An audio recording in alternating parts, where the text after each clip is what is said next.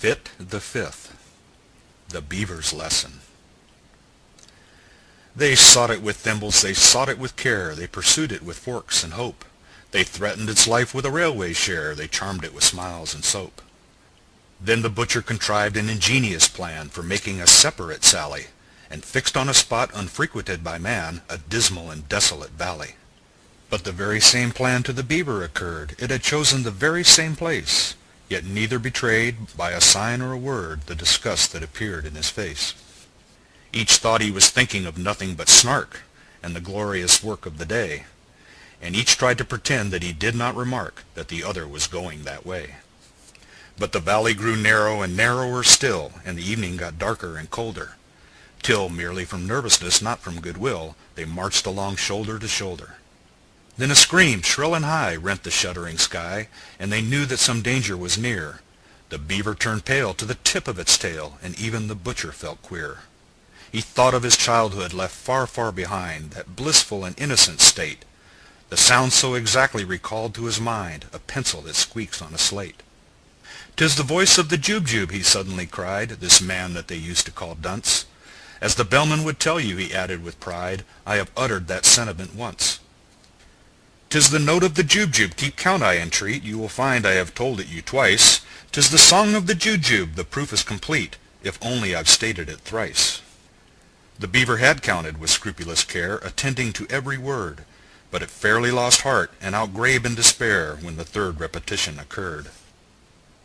It felt that, in spite of all possible pains, it had somehow contrived to lose count, and the only thing now was to rack its poor brains by reckoning up the amount.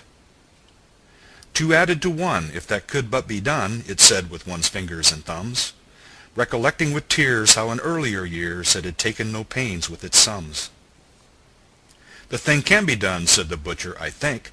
The thing must be done, I am sure. The thing shall be done. Bring me paper and ink, the best there is time to procure." The beaver brought paper, portfolio, pens, and ink in unfailing supplies, while strange creepy creatures came out of their dens and watched them with wondering eyes.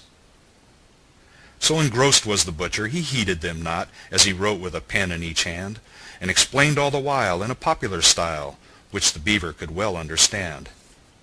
Taking 3 as the subject to reason about, a convenient number to state, we add 7 and 10, and then multiply out by 1,000 diminished by 8.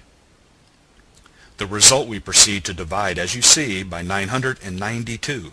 Then subtract 17, and the answer must be exactly and perfectly true. The method employed I would gladly explain, while I have it so clear in my head, if I had but the time and you had but the brain, but much yet remains to be said. In one moment I've seen what has hitherto been enveloped in absolute mystery, and without extra charge I will give you at large a lesson in natural history.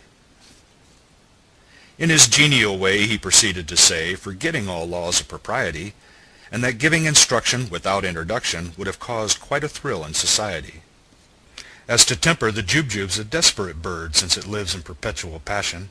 Its taste in costume is entirely absurd, it is ages ahead of the fashion.